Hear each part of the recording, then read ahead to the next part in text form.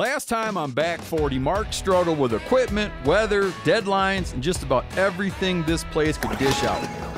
Let's just say he learned a lot along the way. Now it's time to actually get in some hunting.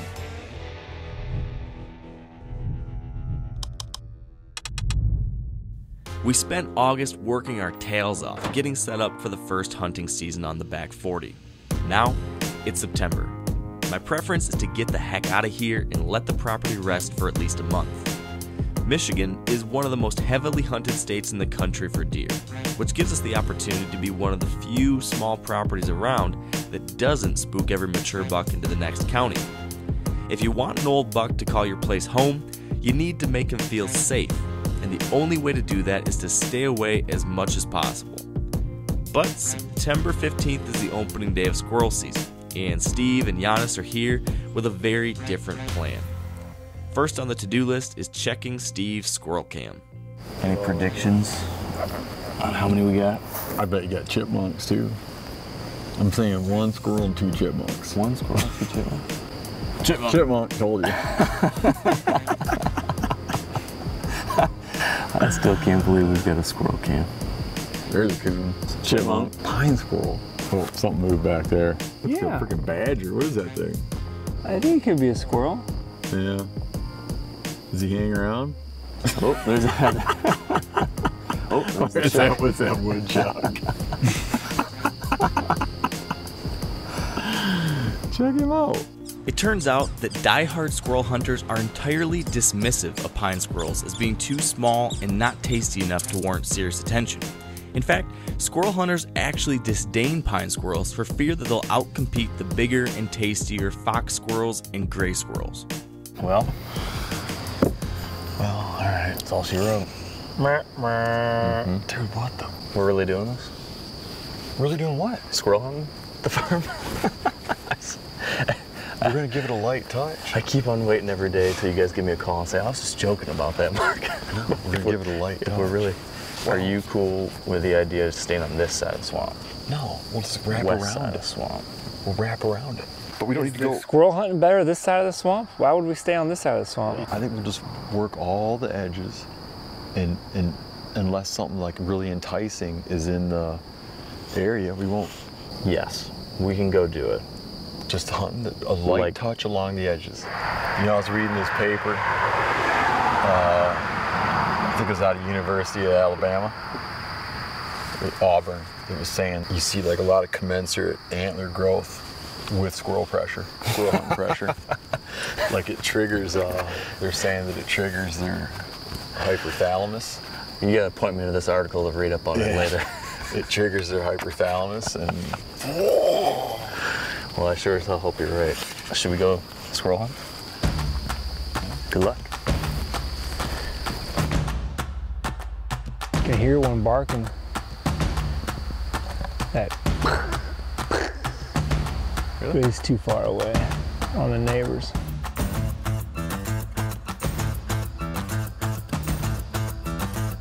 You know what I just over here heard? That's pine squirrel, damn it. Pine squirrel mecca mark. Is that what that is? Might just have to lower our standards.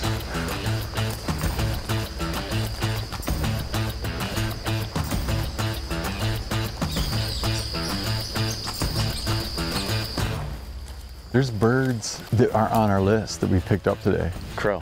We saw a crow. I mean, we didn't get a sandhill that day. Oh. I did hear one earlier. And then Canada geese. We didn't get that day. Catbird. We got that. We got that one. So that puts us at 25. Did we get the old like American robin that day? No. No, American robin. You saw one? Yeah. 26.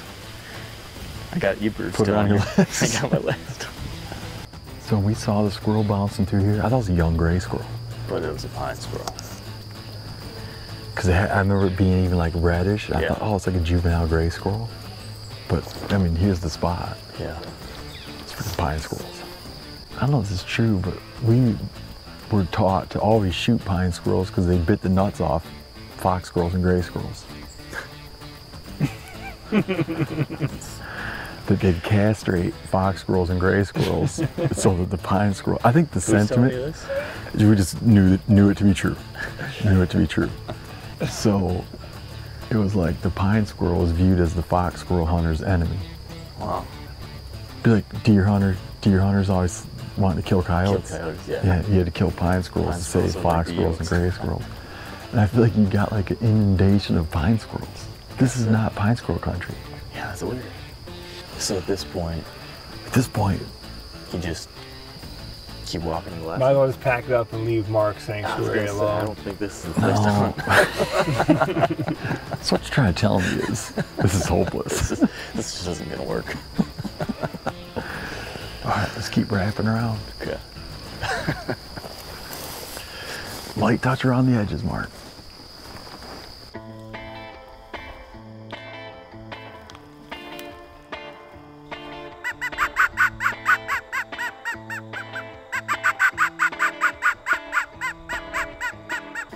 So get this, I was reading a study. I just saw an article the other day that was talking about this study out of Oberlin College. Are you telling me like a joke like I told you? No, this is a real study. You're stealing a lot from my setup. They proved that squirrels react to bird noises to establish establish predator presence. So when they hear normal songbird behavior again, they relax. Yeah. So they're tuned into bird warning calls. Yeah, like when you're out, there's no way that I always think about that. There's no way that like well, I don't know, man, because sometimes you'll see a squirrel going nuts and a deer will come through and the deer doesn't care. But maybe they're a little bit like, eh. Well, I cue in on that though. When I hear a squirrel go nuts, I cue in for sure. So that's not working though. Maybe we should try a bird call. Why don't you just turn fire a off bird somewhere? soon.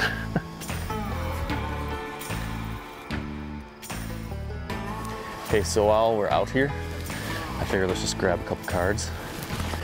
I get a camera over here. All right, we got another camera just over here. Let's see if we have any deer on the farm yet.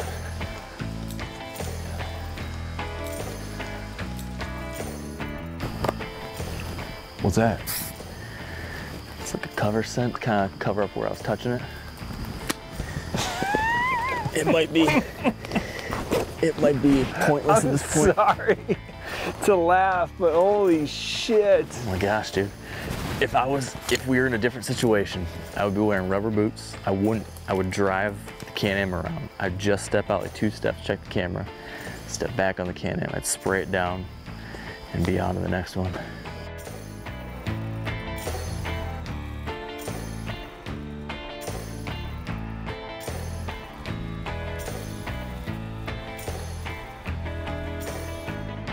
Well, check the cameras, then go to public. Yeah, when the private land hunting sucks, go to public. Go to public. Back when Steve first showed up to the back 40, I was focused on deer and he couldn't help but look around for squirrel sign. It's the opposite now. No matter how the squirrel hunt's going, I can't stop thinking about getting a look at a big buck on trail cam. Oh, fox squirrel. Son of a buck. Yep. Back up. Yeah, zoom in.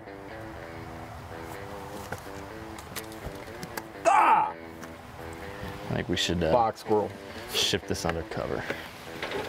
8:09, and we were there a couple hours later. That fox squirrel was in that field at 8:09 this morning. The last picture before Mark is a fox squirrel. Well, that's as far as we guys when it comes to deer. Mark. Should So we keep like, scrolling? if you had to rate how depressed you are on a 1 to 10, what would you rate yourself? So 10 is really depressed? 10 is like, yeah, catatonic. Getting ready to jump off the ledge. Yeah. No, like a 7. 7. You're taking this hard. I mean, it's definitely not good. I don't know if I've ever, yeah, definitely not good. It'll come around. There's animals. But we got our work cut out. Well, should we move to better hunting grounds? Please. Moving past my depression because of the lack of mature deer on the back 40 for a moment, turns out that a local piece of public ground that I've been eyeing is the perfect fallback plan. And it just so happens to solve 2 big problems. It gets our crew off the back 40, keeping us from pushing any of the few deer we actually have onto the neighbors. And it gives Steve and Yanni a much better chance to actually see a squirrel. Or at least, I hope so. I came out here 2 days or 3 days ago. In this patch timber here is where I saw our best sign and our best squirrel. Really? Saw a sign? Yeah. What was the sign? Fresh nest. Green. Oh. Green Yeah. nest? Pretty sure it's a green nest back in the back corner. And salt.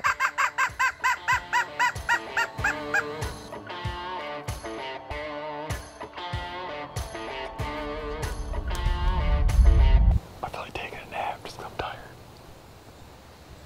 Are you being serious? No, I'm dead serious. I'm dying. That means a comfortable place to lay down. Just lay down. Wait. If this is what squirrel hunting's all about, I can get behind it. Steve's convenient but strategic plan to chill out and wait for squirrels to get active was actually a damn good idea, and pretty soon a squirrel popped out on the branches above.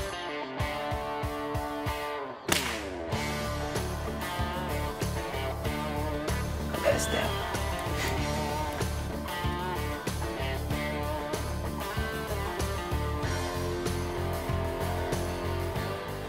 Still haven't gotten a squirrel out here.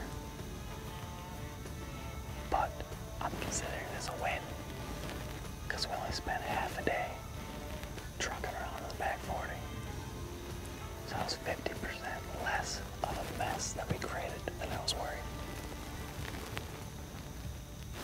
So squirrel or no squirrel, I'll take it.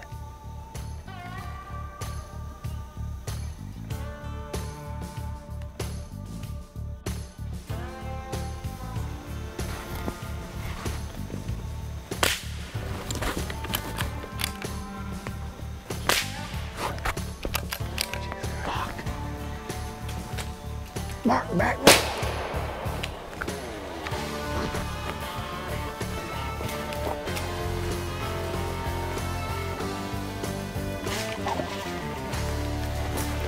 Yeah. Yeah. Oh. Whew. This is my first black phase I've ever shot at. Oh gosh. Well, on a slow day, at least all of us got to participate. That's the silver line.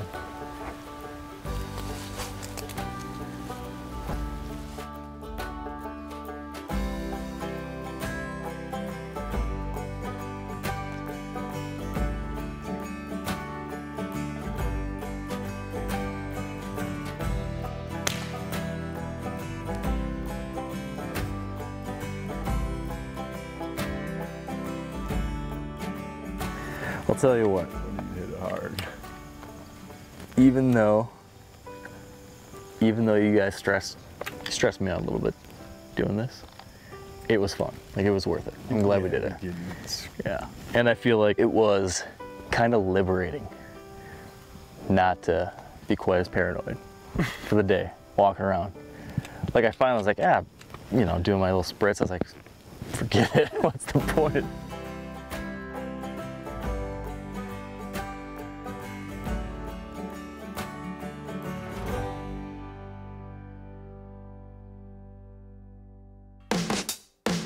Next time on the Back 40, we open deer season and learn exactly how good or painfully bad this hunting season might be.